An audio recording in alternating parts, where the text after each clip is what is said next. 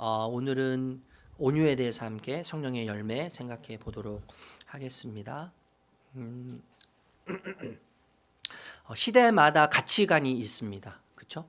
그리고 사고방식이 존재하고 문화적 분위기가 시대마다 있어서 다 차이가 있어요. 틀리다라고 말할 수는 없지만 다르죠, 분명히. 그리고 저희 아들하고 저하고 이야기를 나누면, 제 딸하고 이야기를 나누면 문화가 다르고 가치관이 다르고 사고방식이 다르기 때문에 세대차를 느껴요. 세대차를 느껴서 오해하고 또 사랑하고 이렇게 고백하는 것들에 대해서 불편해할 때가 있습니다. 이것을 시대 정신이라고 이야기할 수 있을 것 같아요. 시대 정신. 그러니까 시대마다 가치관이 있고 사고방식이 있고 문화적 분위기가 다르다는 것이죠.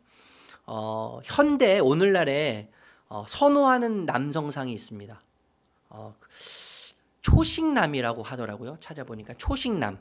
어떤 그 글자로 이런 단어를 쓰는지는 모르겠는데 감성적인 남성을 의미한다는 거예요. 감성적인, 저 같은 남성이죠.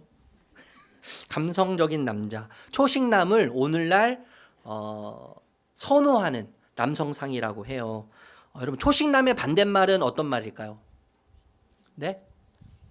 무식남이요? 육식남.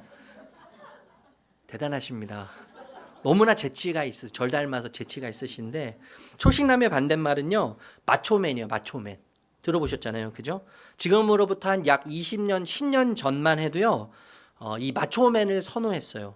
마초맨. 남자는 울면 안 된다. 남성 어떤 근육질, 그죠? 강하고, 그리고 힘이 세고, 뭔가 우락부락하고, 뭔가 거친 그런 마초맨을 굉장히 선호했어요.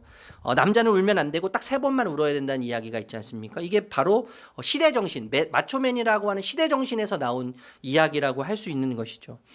예수님 시대에 마초맨을 선호했습니다. 마초맨을 선호했는데 힘을 가지고 상대방을 억누르면서 지배하는 방식으로 우월함을 드러내는 그런 것을 굉장히 선호했던 시대가 예수님 시대예요.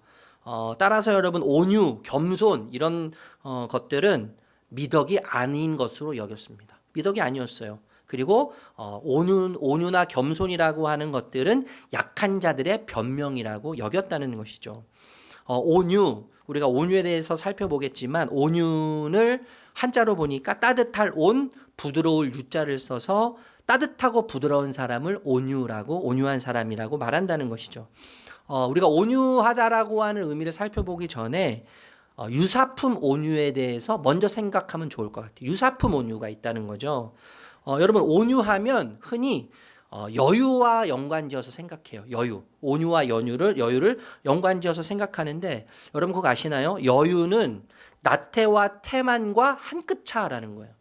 한 끗 차. 그래서 온유를 생각할 때 여유와 연관지어서 생각하면 오류를 범할 수 있다는 것이죠. 또한 온유는요, 무기력을 의미하지 않는다는 것입니다. 온유는 친절해서 호감이 가는 것도 일부분 속해 있지만 그것이 전부라고 이야기할 수는 없다는 거예요. 부드러운 성격이나 인간됨의 연약함을 포함합니다. 그러나 동시에 거리가 먼 것이 온유라는 거예요. 온유는 또한 평화주의자도 아니라는 거예요.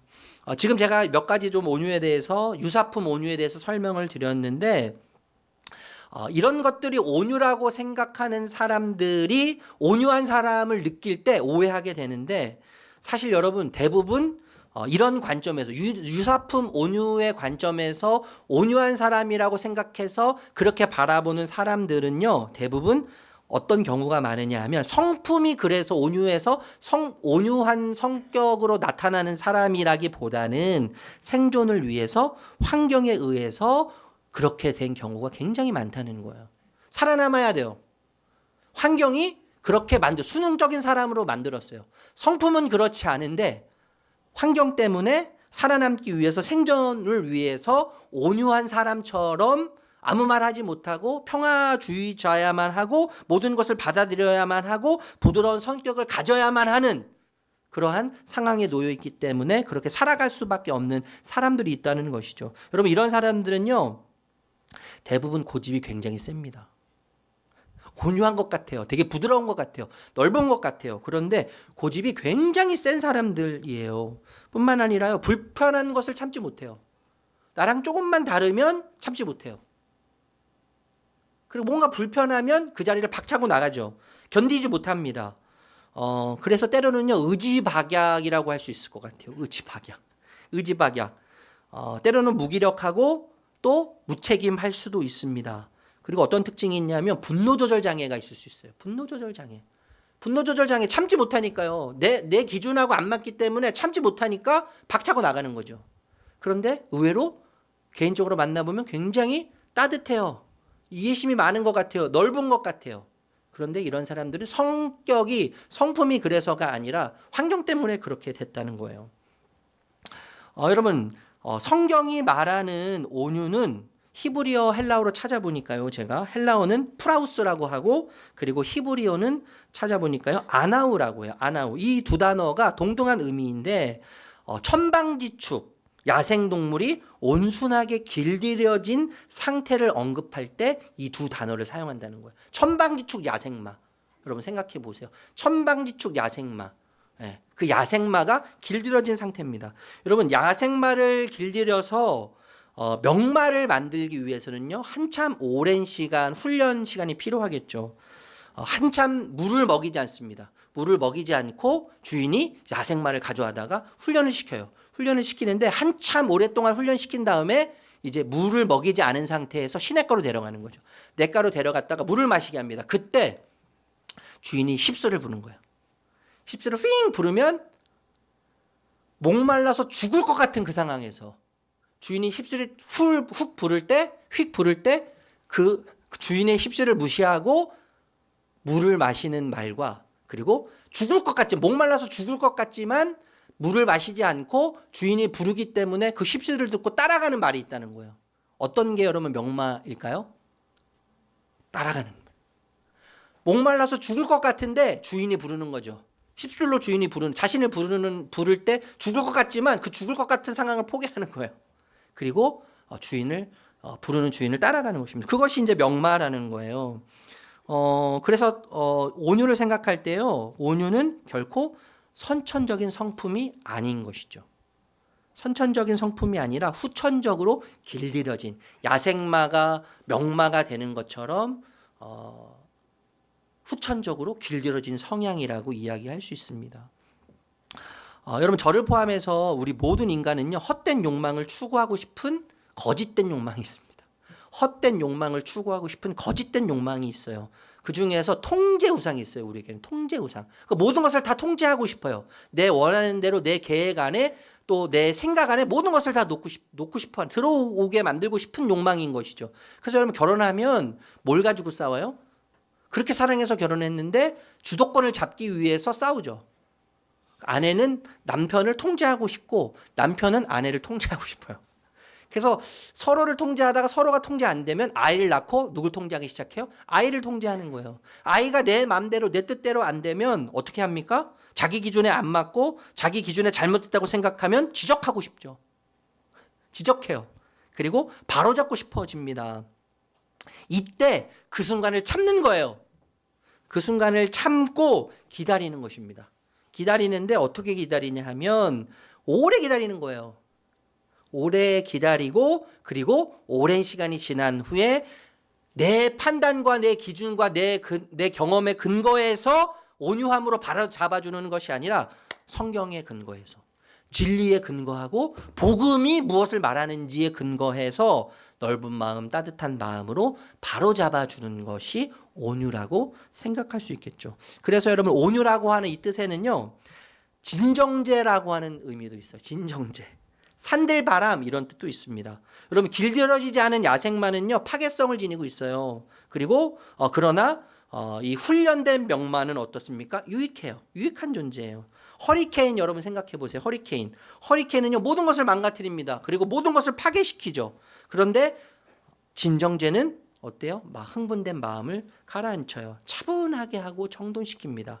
산들바람.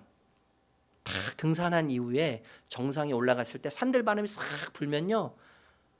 에어컨 바람보다 훨씬 시원하죠. 비교가 안 되는 거예요.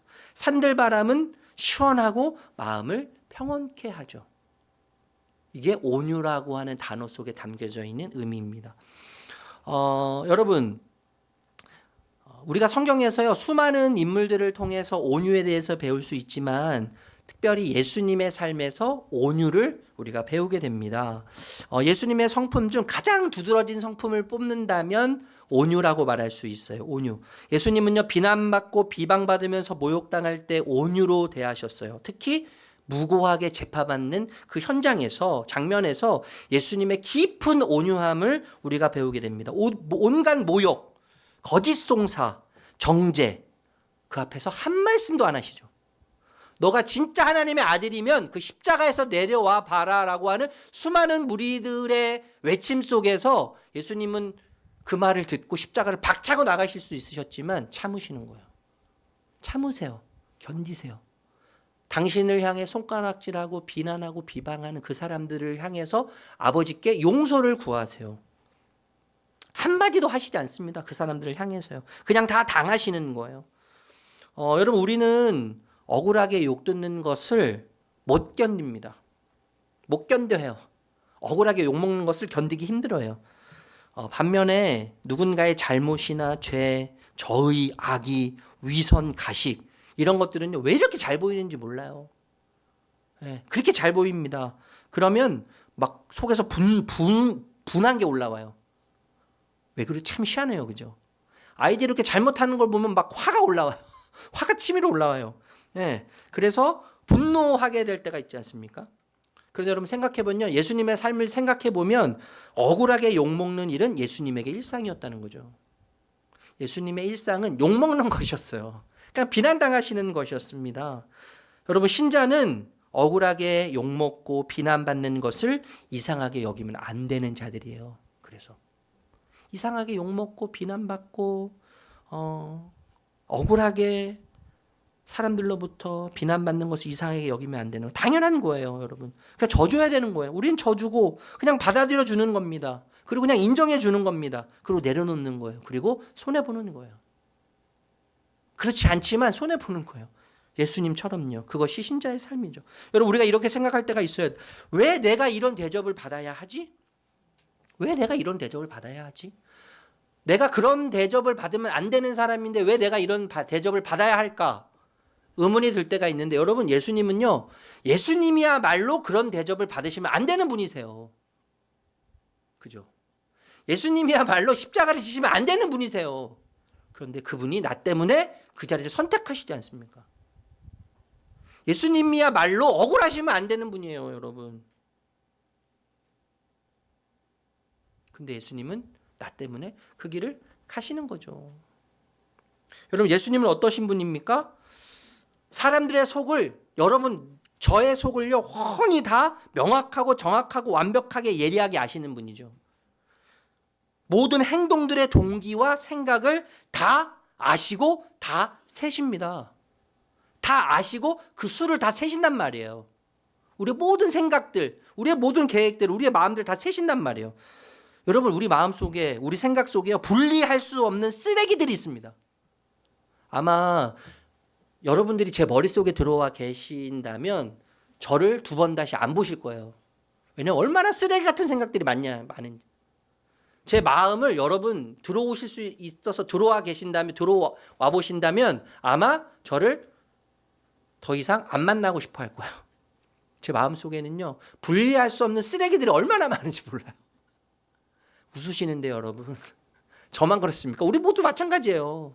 분리할 수 없는 쓰레기와 같은, 뒤범벅된 쓰레기와 같은 생각들과 사고들, 마음들이요, 우리 마음 안에서 뒤죽박죽 되어 있어요. 근데 그걸 다 아세요. 그걸 다 예수님이 아세요. 그걸 다 세신단 말이에요. 우리는 여러분, 행동으로는 선하고 아름다운 척 하면서도 그릇된 동기, 내 유익과 내 이익을 위한 동기 마음에서부터 어긋났음에도 불구하고 남들에게는 그럴싸하게 보일 수 있는 아주 교묘함을 가지고 있는 자들이잖아요. 교묘함을 가지고 있는 자들이에요. 저를 조심하셔야 돼요, 여러분. 저에게 수많은 교묘함이 있습니다. 여기서는 그렇게 하나님 말씀 전하는 것 같지만 여러분 얼마나 나약함이 이 안에 있고 얼마나 불안함이 이 속에 많이 있고 두려움과 염려가 제 안에 얼마나 많은지 여러분 아셔야 돼요. 저를 믿지 마세요. 그러니까 하나님을 믿으시라고요. 하나님을 의지하시라고요. 근데 그것을 그 모든 더럽고 분리할 수 없는 쓰레기와 같은 것들을 아시는 예수님께서 그럼에도 불구하고 여러분 제자들을 사랑하실 때 어떻게 사랑하셨어요? 끝까지 사랑하셨어요. 끝까지. 제자들을 끝까지 사랑하신 주님은 저와 여러분을 끝까지 사랑하신다고 약속하시지 않습니까? 요한복음 13장 1절 읽어볼게요. 시작. 유월절 전에 예수께서는 자기가 이 세상을 떠나서 아버지께로 가야 할 때가 된 것을 아시고 세상에 있는 자기의 사람들을 사랑하시되 끝까지 사랑하셨다. 예수님 참 온유하신 분이신데 여러분 예수님의 온유하심의 수혜자들이 있습니다. 성경에 정말 많은 사람들이 있어요. 예수님의 온유하심 때문에 변화된 자들이 있습니다.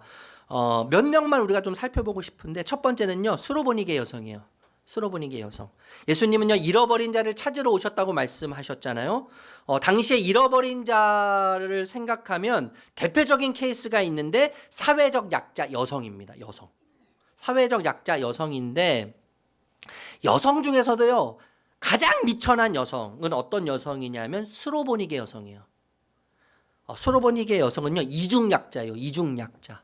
여성이면서 이방인. 스로보니게 이방인. 이중약자. 아무도 알아봐주지 않고 아무도 기억해주지 않는 개, 돼지, 짐승, 물건처럼 여김을 받는 스로보니게 여인입니다. 여러분 이 여인에게는 딸이 있었어요. 딸이 있었는데 귀신이 들렸습니다. 당시에 여러분 장애, 귀신 들린 것들, 질병은 신의 저주라고 여겼어요. 죄의 결과라고 여겼어요. 그래서 조상이 무슨 잘못을 하거나 죄를 짓거나 아니면 부모 세대가 죄를 지으면 그 죄값으로 자녀들이 질병에 걸리거나 귀신에 들린다고 생각했어요. 그러니까 이 부모로서의 스로보니게 여인은 얼마나 무거운 마음으로 자녀, 딸을 항상 지켜봤겠습니까?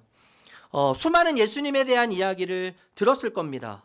그래서 딸을 데리고 예수님을 찾아가요. 예수님에게 찾아가서 딸을 고쳐주고 귀신이 떠나가게 해달라고 요청할 때 예수님이 뭐라고 말씀하시냐면 이렇게 말씀하세요. 자녀의 떡을 개들에게 주는 것이 마땅하지 않다.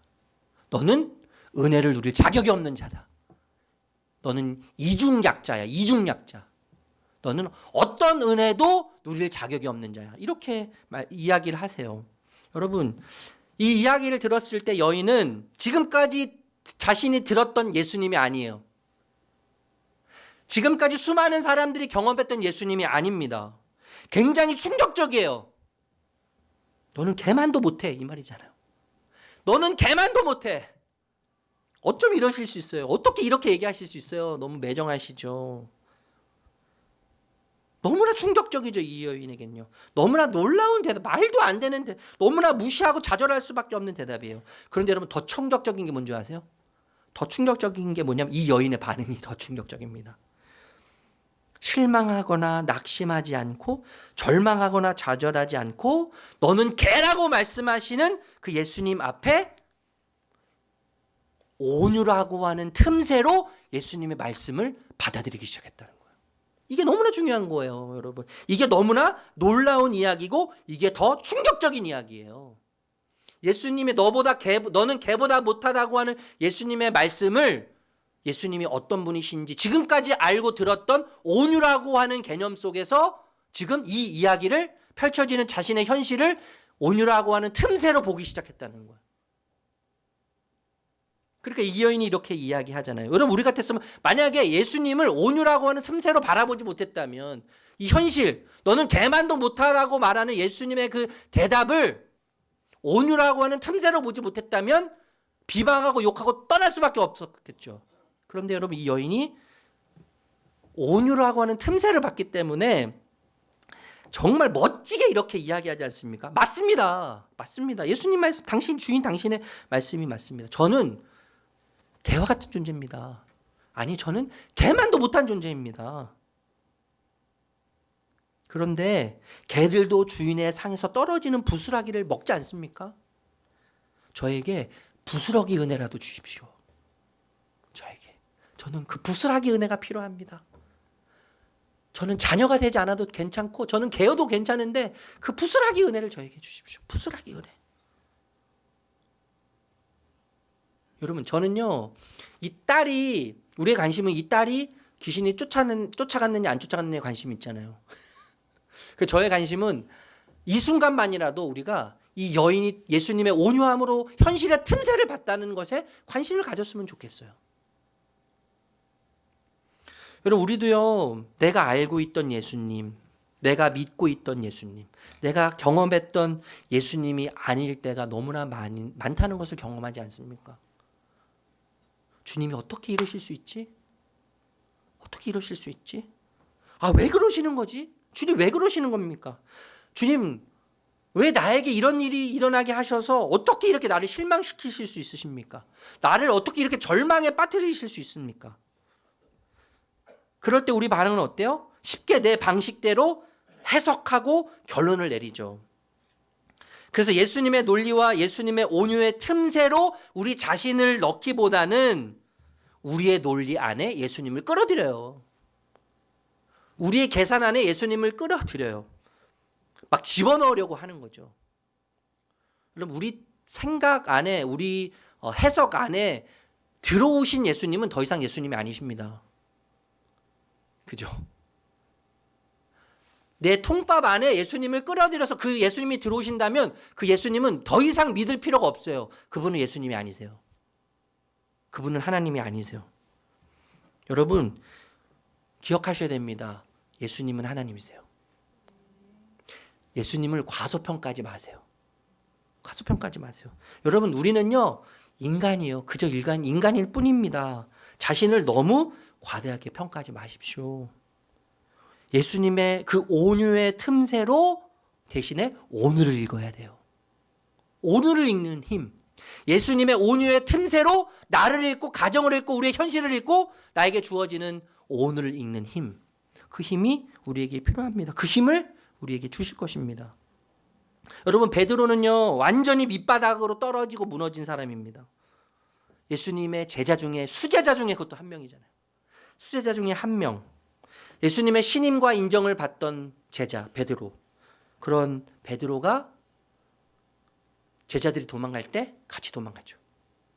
나는 예수님을 절대 부인하지 않겠습니다. 배신하지 않겠습니다. 호언장담하면서 3번이나 이야기했는데 대제사장 집의 그 앞들 마당에서 이렇게 저런 이야기를 나누다가 조그만 여자아이가 너도 저 예수님과 예수와 함께 있던 자가 아니냐, 제자가 아니냐라고 이야기할 때 베드로가 뭐라고 이야기해요? 나는 저 사람을 몰라. 나는 저 사람과 아무런 상관없어라고 그것도 한 번도 아니고 3번이나 배신하지 않습니까?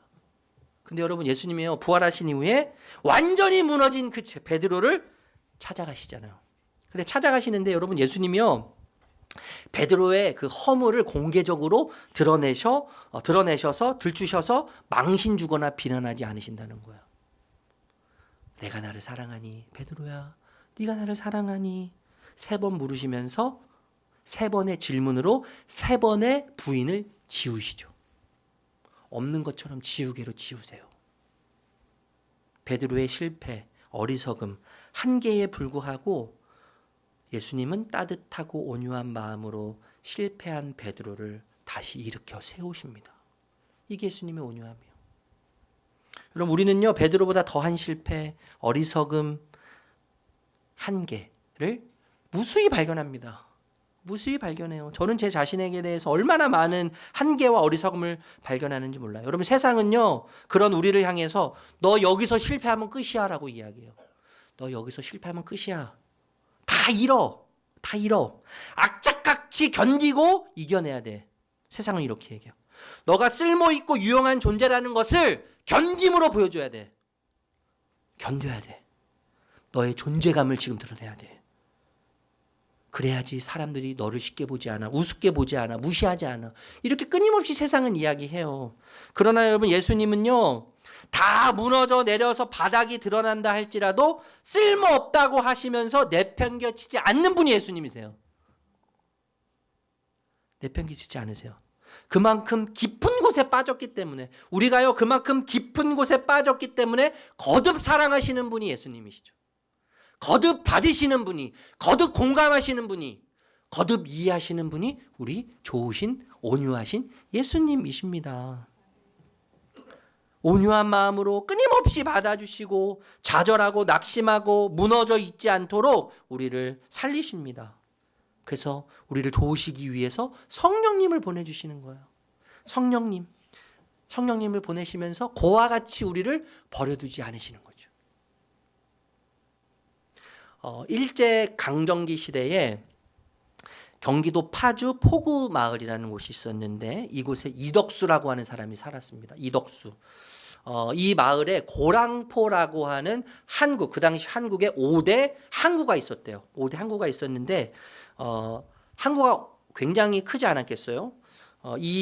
그 항구를 이용하는 수많은 배들이 있었는데 배들도 많고 사람들도 많고 뭐 물동량 많은 물건들이 이렇게 배를 싣고 오면서 많은 물건들이 왔다 갔다 하지 않았겠습니까? 상당히 많았는데 그래서 술집도 많았습니다. 술집도 많고 노름집도 많고 음주가무, 도박, 사기, 강도, 도둑 등 아주 무질서한 곳이 바로 이 고랑포가 있는 포구 마을이었다는 거예요. 그런데 그 중에서도 제일 가는 불량배가 있었는데 이덕수라는 사람이에요. 이덕수. 이 사람은 여러분 기본이 술주정이에요. 술주정. 기본이. 그리고 전문이 도박꾼인 거죠. 그리고 특기가 가정폭력입니다. 가정폭력. 수시로 아내를 패고 자녀들을 때리고 집안 살림살이를 때려부시는 사람이었어요. 뿐만 아니라 마을에서 일어나는 온갖 더러운 일에 다 연루되지 않는 일이 없다는 거예요. 이덕수라고 하는 사람이요. 다 연루되는 거예요. 이 마을에서 기피 대상 1호가 이덕수입니다. 이덕수. 그래서 사람들이 길거리에 나가기 전에 시장에 가기 전에 소원을 비는데 오늘 이덕수를 안 만나게 해주세요라고 하는 소원이었다는 거예요. 이덕수를 만나면 매맞거나 빼앗기거나 봉변을 당하기 때문에 이덕수를 만나는 것이 싫어서 항상 전전긍긍했다는 것이죠. 그런데 어느 날 장터에서 권서인이라고 하는 사람이 장사를 하는데 성경책도 팔고 찬송가도 팔고 전독책도 팔기 시작했다는 거예요. 근데 어느 날 이 이덕수가 시장에 가보니까 그 사람이 이렇게 팔기 시작하면서 그 사람을 앞을 지나가는데 우연찮게 그 사람과 이야기를 하게 됐습니다. 권서인과 이덕수가 이야기를 하기 시작했어요. 이야기를 시작하면서 이 권서인이라고 하는 사람이 전도책자, 성경책을 선물로 건네줬습니다. 근데 그 사람과 대화를 나누는데 지금까지 만나보지 못했던 따뜻함을 느낄 수 있는 사람이에요. 온유함을 느낄 수 있는 사람이에요. 그런데 그 선물을 받고 나서 그때 막 한글을 깨친 이 이덕수가 그 선물을 받은 성경책을 읽기 시작하는데 읽으면 읽을수록 마음이 끌리기 시작했다는 거예요. 신기하게도요. 한참 성경을 읽다가 교회를 나가고 싶은 마음이 생겼어요. 예수를 믿고 싶은 마음이 생겼어요. 그 당시에 그 마을 안에는 그 가정교회가 있었다는 거예요. 조그만 초가집으로 된 가정교회가 있었는데 몇 명 모이지 않았는데 그 교회가 있다는 것을 알고 출석하기 시작했습니다. 그때가 30살이었어요. 30살. 이 이덕수가 지금까지 도박과 술로 탕진한 재산 다 잃고 유일하게 남은 한 가지 지게가 있었다는 거예요. 지게를 짊어지고 그날부터 짐을 나르기 시작했습니다. 짐을 나르면서 돈을 벌어오기 시작했는데 돈을 벌어오면 아내를 챙겨줬다는 거예요.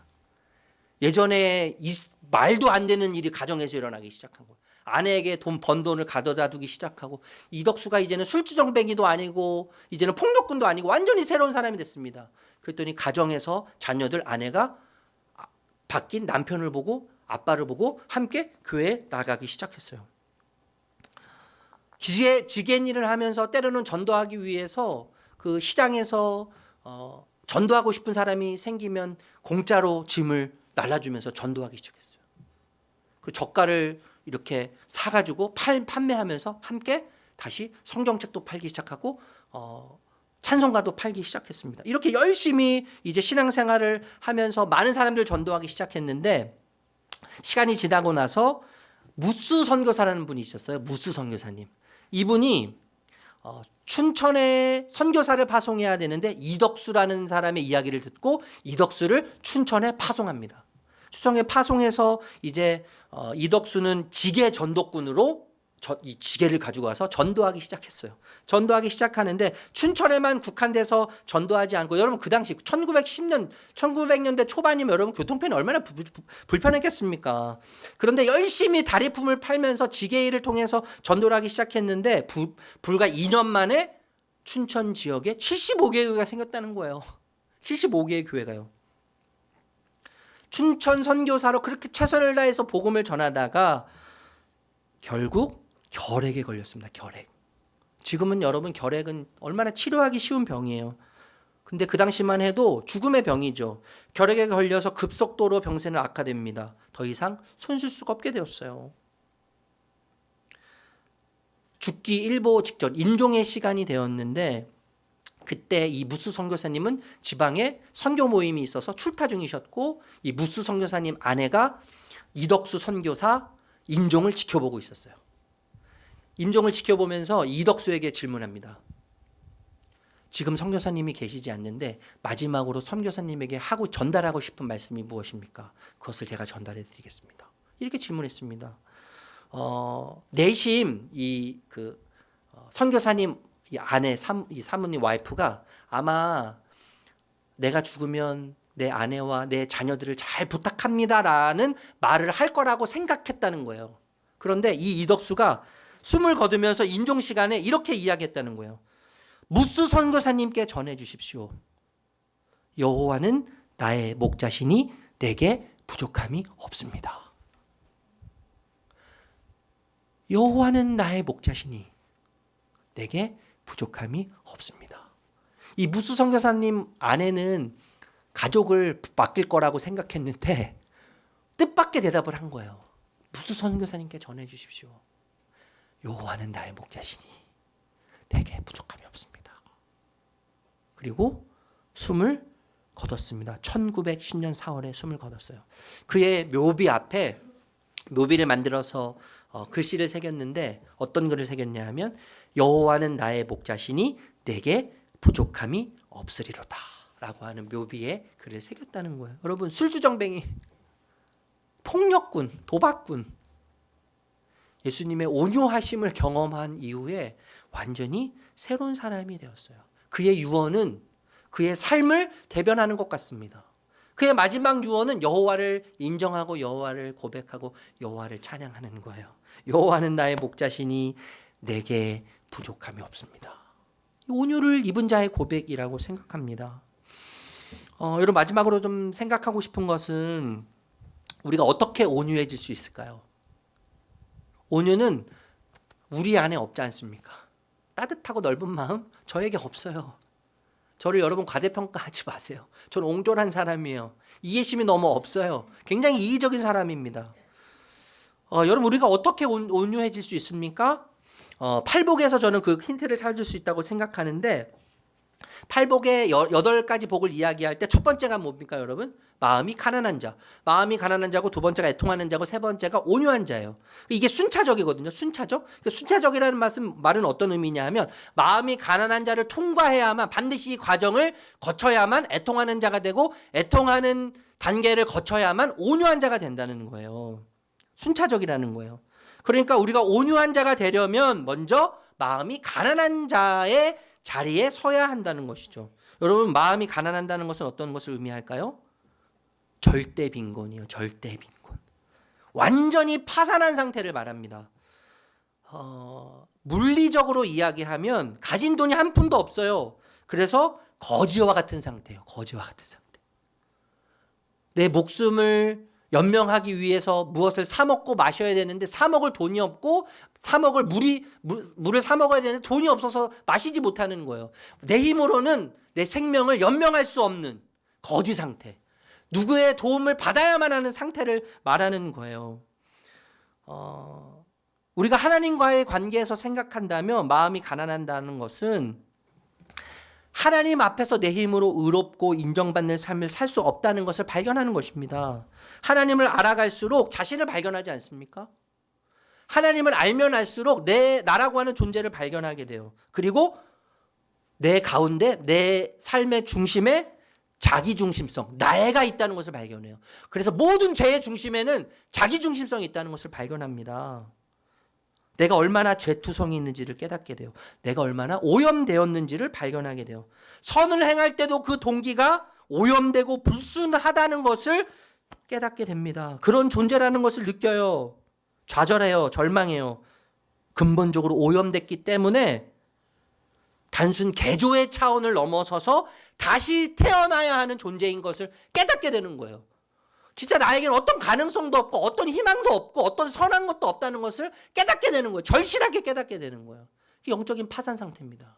하나님, 저에게는 어떠한 선한 가능성도 없습니다. 하나님을 기쁘시게 할 어떤 가능성, 희망도 없습니다. 하나님의 앞에 설 어떤 희망의 가능성도 없습니다.